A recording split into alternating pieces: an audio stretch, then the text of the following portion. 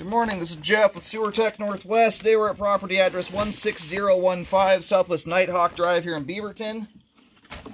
We're located down in the crawl space. We're going to check the overall condition and serviceability of the sanitary sewer line. Water's running. We're going to zero out the foot counter at the base of the clean out. We're going to go from this one here that's about mid-span in the crawl space. There is, it looks like another one for another branch further behind us, and as well as another one right before the line exits the house. We've got great access here. Anyway, water's running, zeroed out there just as we dropped in to the line. Off we go here.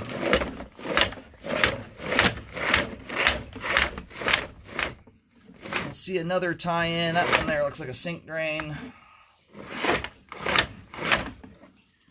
Actually, there's a stubbed off little piece of drain down here that doesn't look like it's being utilized. That's what that tie-in was there. Then I think we're going to see another one here in just a second. Yeah, it's right here. There's a tie-in. It's hard to see. It's on the top right-hand corner. That's another access point. Very, very good clean-out access. It's rare to have that. And I'm already pretty stoked about the line. It is absolutely spotless clean. Line swapping over to 4-inch PVC pipe.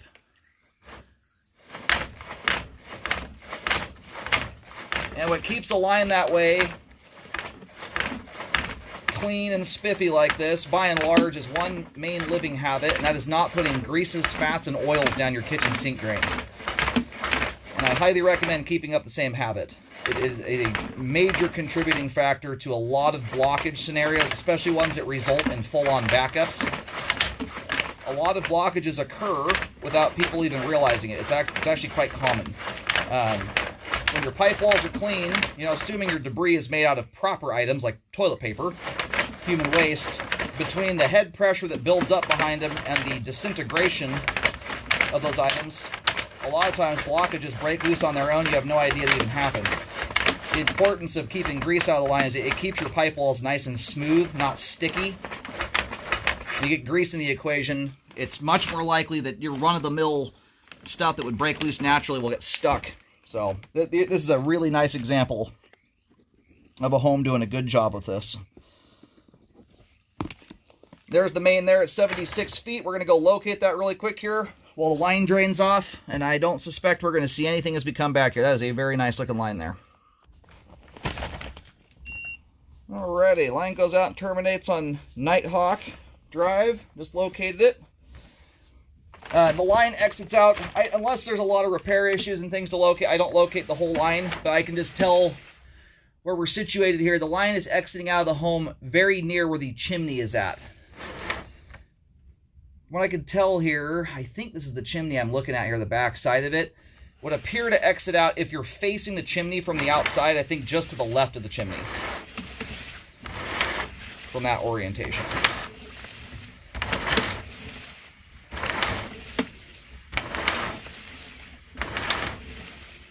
I can't tell if these folks did a preemptive jetting on this line or if they truly live this clean. It's pretty rare to see it, but the little spotting at the top of the pipe, usually you won't get that. That's typically mildew and mold growth that causes that, and if a jetter went through this line, it would strip that stuff right off the pipe. So it's remarkable to see lines this clean.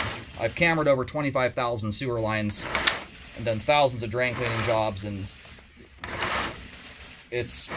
I don't get to see lines like this terribly often. Anyway, if you have little ones in the household, kiddos that are still learning how to fold toilet paper, grease buildup is the most consistent contributing factor to blockages out. That's why you'll hear me talk about it so much on my videos. Wipe your pans out after they cool down, or pour the grease into a metal can, something that won't melt if it's hot still. Obviously, you want things to cool off before you wipe it out with a paper towel. You just don't want it going down the line. All the PVC pipe looks fantastic. Drains off beautifully. Zero structural defects whatsoever. And my diagram's going to be overly simplified. It's not going to be a schematic, but I'll kind of give you an idea on the report, the orientation of the line.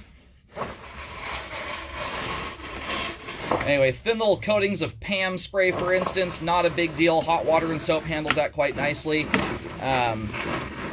In a format like this. And And if you know some amount of grease and oil got down the line, what you want to do is ideally always use hot water when you're doing your dishes, but keep that hot water running for a full minute if you know a reasonable amount of it got down the line. That helps to ensure that whatever did get down there stays melted and emulsified and mobile, and it helps to convey it all the way out to the main lateral, or at least along a good distance from the house. Everything cools off and hardens up really quickly when it hits the exterior where the line's buried. So, anyway, there's some tips and tricks there to keep the line clean. We have great flow end to end here. All the pipe we just scoped there is in great shape. I could not nitpick that line if I tried to. Sewer line is functioning properly at this time. That's a sewer line to be proud of right there, my friends.